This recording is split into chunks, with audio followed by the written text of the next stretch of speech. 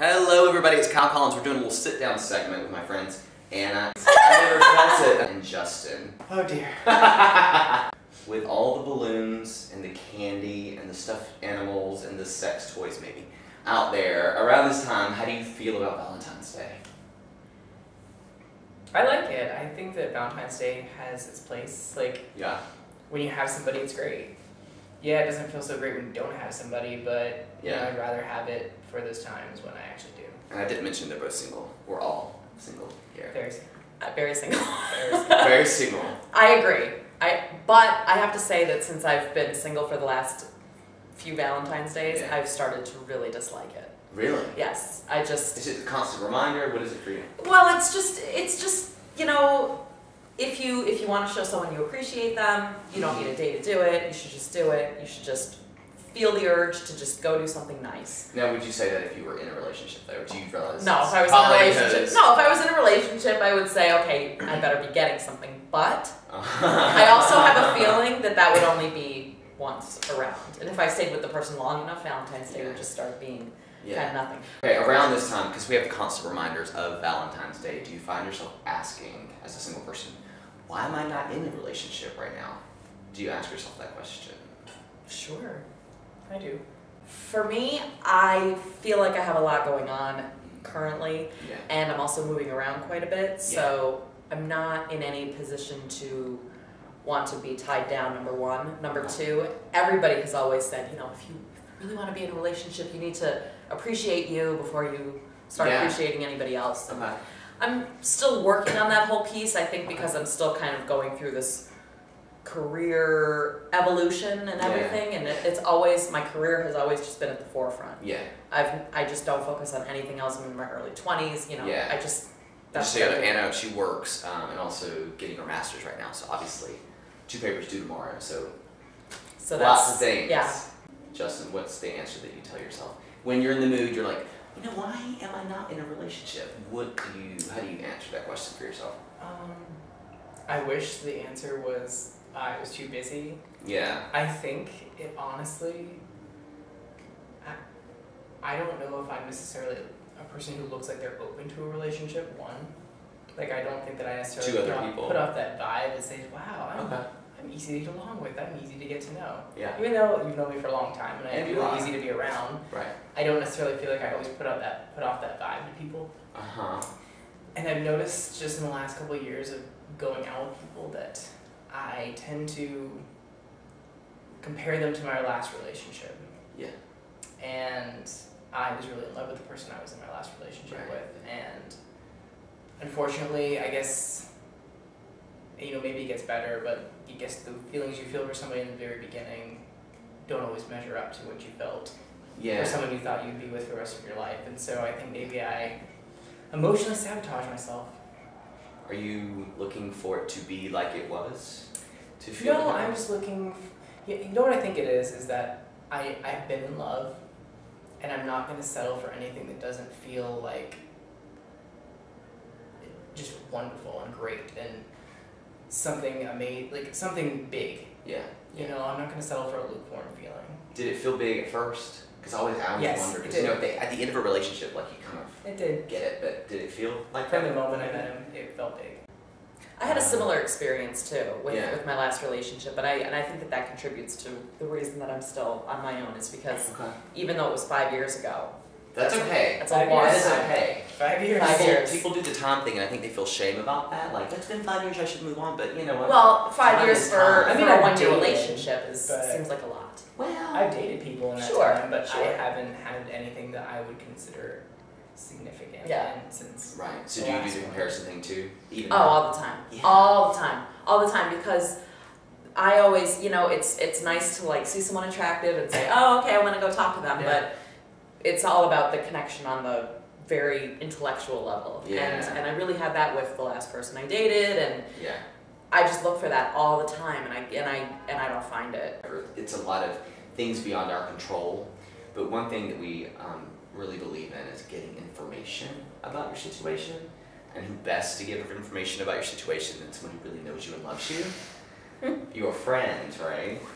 So we did a little reconnaissance And when you ask, you've heard Anna's story. We're going to see if her best friend, would you say it's your best friend? Yes. Let's see what she said. We asked Alana, why do you think Anna is not in a relationship right now? And she said, I believe Anna is not in a relationship because she's been moving around a lot and hasn't been looking seriously. I think that when she knows where she will be working after she completes her master's, she will feel more grounded and able to be in a relationship. So you guys are on. Okay, so we're on the same page, yeah. Were you nervous about what she would say? You know, I trust her completely, and I know that she wouldn't try to put me out or anything. So. Wouldn't put you on blast like that. Right, exactly. All right, we ask Alana, if Anna desires to be in a relationship, what's one thing you think she should do to attract more of it into her life? And she said, I think that in order to attract more men, she must make herself more available. But she realizes that you're currently not possible. It's not so possible because of work at school. Do you agree with that? Make yourself more available. Yes, and part of what she's alluding to is the quality of people, and with all due respect to her, we both do the same thing. Alana and I, we have very similar patterns in that way, and it's about who we make ourselves available to, and you know how much we're willing to compromise, because I think that as we both get older, we're realizing the compromising has to stop, and so it's about to be more solid. Yeah, who you are. But to also let people know, okay, I'm not just this rough exterior. I actually do have something underneath there somewhere. We asked Alana, what is one thing that we asked her what you should do more of, make yourself more available. What is one thing you should do less of? Oh. What do you think she said? One thing I should do more of? No, one thing you should do less of. One thing I should do less of? Seat got hot right now. Oh, one thing I should do. What would she have said one thing I should do less of? Probably getting. Probably. I'm sweating. I can't believe. Why am I doing this to you? One thing I should do less is less getting down on myself. Less, kind of putting myself in a corner and saying I don't deserve better than what is available. Yeah, and not settling. She said, I think she's doing everything right, but needs to be patient. Alana goes, we all kiss a lot of frogs before we find that prince. Isn't she wonderful? Oh, she's so good to you. And we decided to go and ask her. Easy on you. I think she is being easy. She did have a closing thought. She said she wants the world to know what she knows, that Anna is the best friend anyone could hope for. Just be kind and loving toward her, and she will do anything she can to make you happy. It's very sweet. That's so sweet. First answer. Okay, so your friend would say, don't be so down on yourself is one thing you should do more of. What's one thing you should do less of? Do less of. Not compare, not maybe cut things off so quickly. Let it go. Let it kind of ride it out a little bit. Do you think you expect too much too soon?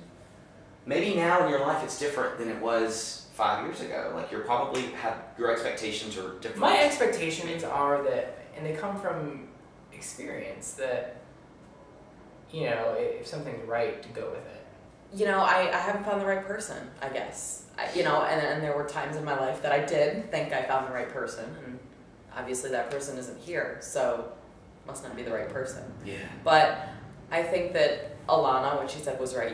I have to be patient. Yeah. I have to know that I've got a lot of life to deal with before I need to make myself settle down. So I need to be patient, and I need to just understand that I'm worth having these expectations. Yeah, and the best. Yeah. Because you've got a model for it, with your parents. Exactly. Mr. Justin, final thoughts? I think that it's out there. I think that I'm still looking for it. I'm very grateful that I had the opportunity to meet somebody in my life that I learned how to love. Yeah. And honestly, it was a really bumpy road, and I wasn't good at it to start with. Yeah.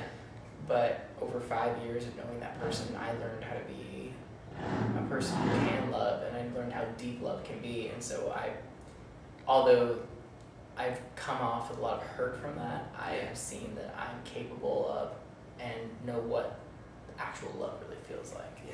Well, guys, thank you so much for joining me. Thank you. Appreciate it. Now, guys, if there is one thing that you need to do more of or less of, we do encourage you, ask that person in your life who's going to give you the honest answer in a loving way. Ask that friend. If you have any questions for us, send it to us onethingwithkylecollins@gmail.com.